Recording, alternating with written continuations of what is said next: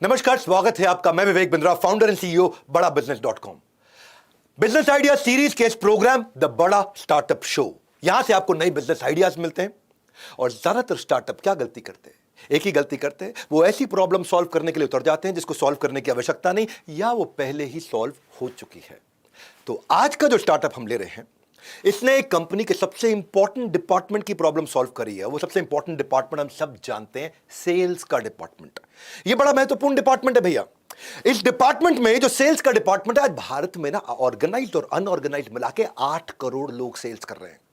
और सेल्स की man power का जो टाइटैनिक है, ये टाइटैनिक सेल्स की मैन पावर का टाइटैनिक, ये समुद्र में उतर तो जाता है पर इनडिसिप्लिन के आइसबर्ग से टकरा करके बीच में समाप्त हो जाता है। ये जो प्रॉब्लम सॉल्व हुई, दो लोगों की हुई। एक सेल्समैन की प्रॉब्लम सॉल्व हुई, एक ऑर्गेनाइजेशन की। सेल्समैन की क्या प्रॉब्लम है? उसको लीड कैप्चर नहीं करनी आती, उसको हॉट वार्म कोल्ड का अंतर ही नहीं मालूम, वो प्लान नहीं कर पाता मैं कैसे फॉलो अप करूंगा लोगों के साथ में, उसके पास वो सेल्स का इंटेलिजेंस नहीं है। ये सेल्समैन की प्रॉब्लम है। लेकिन ऑर्गेनाइजेशन की अपनी प्रॉब्लम है, उसको यही नहीं पता कि आदमी सेल्स करने गया या कहीं और गया है। उसको यही नहीं पता कि सेल्स की जगह कहीं पबजी खेल रहा हो, फील्ड की जगह कहीं फिल्म देख रहा हो। तो ऑर्गेनाइजेशन की समस्या यह है कि ये कस्टमर से मिला कि नहीं मिला है, इसकी प्रोडक्टिविटी को कैसे ट्रैक करूं, ये टाइम से रिपोर्ट करता है कि नहीं करता, इसकी सेल्स की पाइपलाइन कैसी है, क्लोजर है कि नहीं है, फोरकास्ट कर पाएगा नहीं कर पाएगा। तो मैन पावर की चाहिए हर खबर, ताकि 24/7 कर सके सेल्स की टीम को मॉनिटर।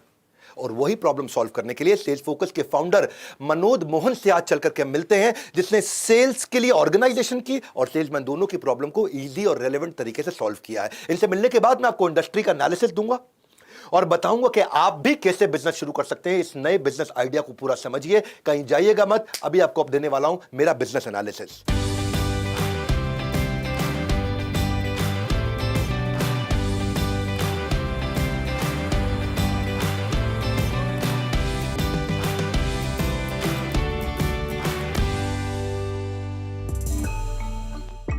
हेलो एवरीवन, मैं हूं गीतांजलि और आप देख रहे हैं बड़ा स्टार्टअप शो। किसी ने खूब कहा है, अगर आप किसी चीज़ को शिद्दत से चाहो तो पूरी कायनात उसे आपसे मिलाने में जुट जाती है।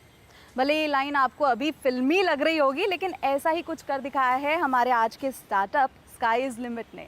स्काई इज़ लिमिट के फाउंडर मनोज मोहन ने अपनी शुरुआत एक छोटे से गांव से की थी। वहीं उन्होंने अपने स्टार्टअप को शुरू किया और आज देखिए उनका स्टार्टअप फोर्ब्स मैगजीन में फीचर हो चुका है। तो आइए स्वागत करते हैं मनोज का। मनोज, वेलकम टू बड़ा startup show. Thank you Geetanjali ji. ऐसी कौन सी बर्निंग प्रॉब्लम आपने फेस की जिसकी वजह से आपको सेल्स फोकस जो प्लेटफॉर्म है वो बनाना पड़ा? एक सेल्स एग्जीक्यूटिव जो 8 साल एक्सपीरियंस था, उसको मैंने हायर किया।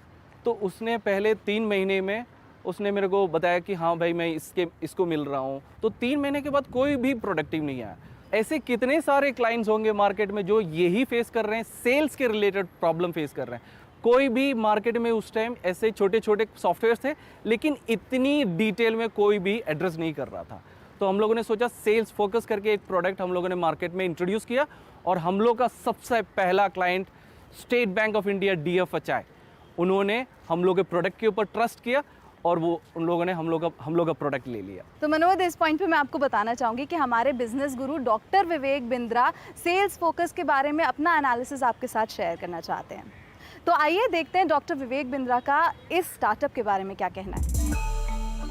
गीतांजलि और मनोज जी, आपका धन्यवाद। हमेशा बिजनेस प्रॉब्लम सॉल्व करते वक्त वो जो कस्टमर का वो जो दर्द होता है, उसको आहा कैसे बनाएं, अरे वाह कैसे बनाएं। ये आहा और अरे वाह, यही वो असली फीलिंग है जो आपको बड़ी ग्रोथ देती है। बिजनेस आइडिया सीरीज जो हमने चालू किया, इसका यही मकसद है।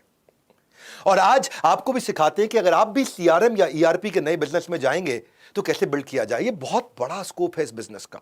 आज सेल्सफोर्स लगभग $200 बिलियन की अकेली कंपनी है दुनिया भर में। आज इंडिया के अंदर Zoho, Freshsales, HubSpot, Salesforce, कई ऑर्गेनाइजेशन है। यानी कि स्कोप ऑफ ग्रोथ और मार्केट में होप दोनों बहुत ज्यादा है, बाजार बहुत बड़ा है।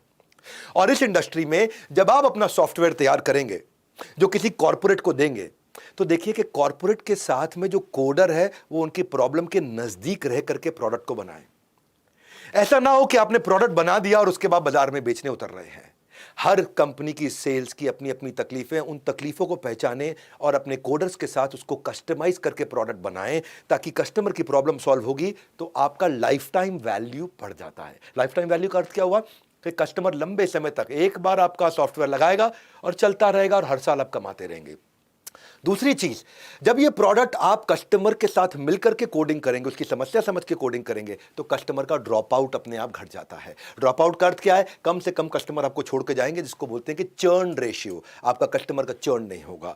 कितने लोग आपके सॉफ्टवेयर को इस्तेमाल करेंगे, वो भी इसी पर डिपेंड करता है कि जब आप सॉफ्टवेयर की कोडिंग करेंगे, कोडर बिठाएंगे, जब आप कोडर बिठा के कोडिंग करेंगे और बढ़िया सॉफ्टवेयर बनाएंगे, तो आप ये देखें कि वो सेल्स वाले की दिनचर्या क्या है, उसकी दिनचर्या से उठा उठा के समस्याओं को सॉल्व किया जाए। यही सेल्स फोकस ने किया है। इससे क्या होगा? नंबर ऑफ कंपनी जल्दी ऑन बोर्ड होंगी। वो कंपनी पहले अगर 10 एम्प्लॉय के साथ शुरू करती है, तो धीरे धीरे अपने 100, 1000, 2000, 5000 सारे एम्प्लॉयज पे लेके जाएंगे। इसका मतलब इंक्रीज इन लाइसेंस पर कंपनी। कंपनी के अंदर आपके प्रोडक्ट का लाइसेंस ज़्यादा इस्तेमाल होगा, नया कस्टमर ज़्यादा एक्वायर होगा। और फाइनली, अगर इस प्रोडक्ट को बेचना है बाजार में, तो बेचते वक्त कंपनी को क्या क्वांटिफाइड वैल्यू क्रिएट करके दे रहे हो आप, उस पर फोकस करें। क्या आप कंपनी के लिए, जिसको आप अपना सॉफ्टवेयर दोगे ना, उसको देखो कि उस कंपनी में क्या आपने उसका रेवेन्यू कैसे बढ़ाओगे, उसका खर्चा कैसे घटाओगे, उसकी प्रोडक्टिविटी कैसे बढ़ाओगे, सेल्स का कन्वर्जन कैसे बढ़ाओगे। उनकी प्रोडक्टिविटी पे अंदर जा करके ढूंढिए, क्वांटिफाई करिए कि सामने वाले को कितने रुपए का आपने फायदा दिया। दो बातें हैं, या तो कस्टमर की कमाई को बढ़ा दो या कस्टमर के खर्चे को घटा दो, इसके अलावा कुछ नहीं है। तो देखिए प्रोडक्ट बनाते वक्त कि क्या आपने कस्टमर की कमाई कहां बढ़ाई, उसके खर्चे को कहां घटाया। जब ये दो चीजें होंगी तो ठीक हो जाएगा। अब मैं चलता हूं वापस मनोज जी के पास और हमारी एंकर गीतांजलि के पास, जानते हैं इस बिजनेस मॉडल को उन्होंने कैसे इफेक्टिव बनाया, और फाइनली मैं बताऊंगा इस बिजनेस को स्केल कैसे किया जाता है।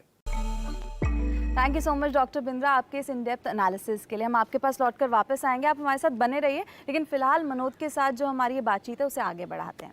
तो मनोज, डॉक्टर विवेक बिंद्रा का हमेशा से कहना है कि आपका फर्स्ट प्रोडक्ट आपका फाइनल प्रोडक्ट नहीं होता है।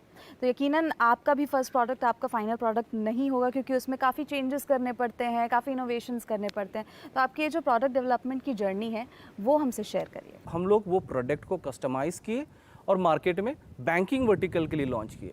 उसके बाद हम लोगों ने रियल एस्टेट के साथ काम किया, रियल एस्टेट क्लाइंट के साथ, मैन्युफैक्चरिंग सेक्टर के साथ काम किया, FMCG वर्टिकल के लिए काम किया, फार्मेसी वर्टिकल के लिए काम किया। और इस हिसाब से हम लोग ये प्रोडक्ट बनाते बनाते करीबन 3 साल हम लोग को लग गए। 2016 से लेके 2019 तक ये प्रोडक्ट हम लोग इवॉल्व ही कर रहे थे। तो अब जब ये प्रोडक्ट तैयार हो चुका है तो ये लोगों की किस तरह से मदद करता है? ये एक्चुअली एक सेल्स परफॉर्मेंस मैनेजमेंट टूल है। मतलब कोई भी आप इंडस्ट्री ले लो, जैसे मैन्युफैक्चरिंग सेक्टर हो गया, तो मैन्युफैक्चरिंग सेक्टर में सबसे ज़्यादा जो होता है उन लोग डिस्ट्रीब्यूटर के पास जाते हैं, रीसेलर के पास विजिट करते हैं। तो ये सब जो विजिट्स होती हैं, ये पूरी तरह से हम लोग के प्रोडक्ट में ये सब कवरअप होता है। चाहे वो कलेक्शन हो, चाहे वो डिलीवरी हो, चाहे वो उनका ऑर्डर टेकिंग हो, चाहे वो स्टॉक का अवेलेबिलिटी हो, ये पूरी तरह से वो मोबाइल ऐप में सेल्स फोकस के एप्लीकेशन में ये पूरी तरह से आपका कवरअप हो जाता है। मतलब सेल्स फोकस के थ्रू आप मॉनिटर कर सकते हो कि मॉनिटर ट्रैकिंग भी कर सकते हो, कहाँ पर पहुँचा है, कहाँ पर उसका डिलीवरी हुआ है, किस टाइम डिलीवरी हुआ है, कौन सा प्रोडक्ट कौन सा ऑर्डर नंबर से डिलीवरी हुआ है, ये पूरी तरह से आप ट्रैक कर सकते हो। तो मनोज, जैसे आपने बताया कि 3 साल आपके जो हैं ये प्रोडक्ट डेवलपमेंट में ही निकल गए, तो इस दौरान आपके ज़्यादा क्लाइंट्स भी नहीं होंगे, तो ये 3 साल आपने किस तरह से सर्वाइव किया? सबसे पहली बात, ये जो 3 साल, और सबसे पहला जो चीज़ मैं ये बोलूँगा कि मेरे को अपने ऊपर तो ट्रस्ट था ही था। मेरे प्रोडक्ट के ऊपर इतना ट्रस्ट, ब्लाइंड ट्रस्ट था कि मैं ये प्रोडक्ट डेवलपमेंट करते गया, 3 साल लगातार करते गया, और इसका जो इन्वेस्टमेंट था मेरे फ्रेंड्स और फैमिली से मैंने लिया है। लेकिन एक ऐसा मोड आया 2019 में कि मेरे पास डेवलपमेंट के लिए नहीं, सैलरी देने के लिए पैसा नहीं था। मेरे को US से 2 कॉल्स आए थे जो मेरा प्रोडक्ट ऑलरेडी देखे हुए थे, और मेरे को कॉल किए थे कि आप एक काम करो, आप US आ जाओ, मैं आपको $200,000 दूंगा। तो मैं 1 साइड टिकट लिया, सीधा मैं न्यूयॉर्क उतरा। वो बंदे को पहले दिन कॉल किया, उठाया नहीं, मैं सोचा शायद कहीं पर बिजी होंगे। लगातार 8 दिन वो बंदा कॉल नहीं उठाया, और मैंने फुल रिस्क लेके यहाँ से 1 साइड का टिकट लेके गया था। अब क्या, अब तो वापस नहीं आ सकता। तो उसी टाइम में सेकंड बंदे को मैंने ट्राई किया, जो ऑलरेडी बोल चुका था कि आप US आओ, एक बार मेरे को डिटेल में मिलो, मैं आपका फंडिंग कुछ कर सकता हूँ। सो मैं गया था $200,000 के लिए, और मेरे को $2 मिलियन मिला। और उसी की वजह से मेरे को फोर्ब्स मैगजीन में मेरे कंपनी को, मेरे इन्वेस्टर को भी फीचर किया गया। मतलब आपका रिस्क जो है वो रंग लाया। यस। आपने खुद एक छोटे से गांव से शुरुआत की थी, तो आप ही की तरह अगर और कोई छोटे एंटरप्रेन्योर्स हैं, बडिंग एंटरप्रेन्योर्स हैं, अपना खुद का बिजनेस शुरू करना चाहते हैं, आपकी तरह बड़ा बनना चाहते हैं, तो वो किस तरह से ये बिज़नेस की शुरुआत कर सकते हैं और उन्हें किन किन बातों का ध्यान रखना चाहिए? आपके कोई भी चीज़ करो, सबसे पहले आपके ऊपर ट्रस्ट होना चाहिए, दूसरा वो मैडनेस और पैशन होना चाहिए, और तीसरा इंडस्ट्री को आप ज़्यादा एक्सप्लोर करो, जिस इंडस्ट्री में हो वो ज़्यादा एक्सप्लोर करने का कोशिश करो, और चौथा ये बोलूँगा, patience is the key to success. वो जब तक नहीं होगा, चाहे आप कुछ भी बना लो, आप मतलब सक्सेस नहीं बना पाओगे।